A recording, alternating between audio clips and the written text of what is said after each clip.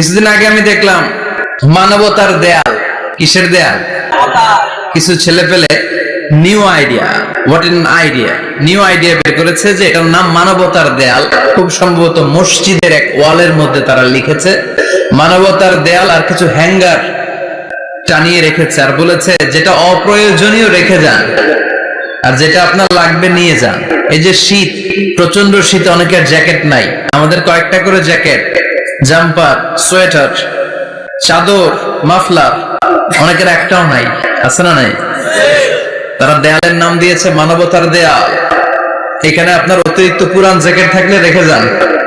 তো অনেকে পুরান জ্যাকেট, মাফলার, চাদর ওখানে ঝুলিয়ে রেখে গিয়েছে, আবার লিখে দিয়েছে যার লাগবে তিনি নিয়ে যান। যার মাফলার নাই, যার জ্যাকেট নাই, চাদর নাই, তারা এসে নিয়ে যাচ্ছে। এটা একটা সুন্দর আইডিয়া না? তো চায়ের দোকানে ছেলেপেলেগুলো যদি মারামারি করতো, অপরাধ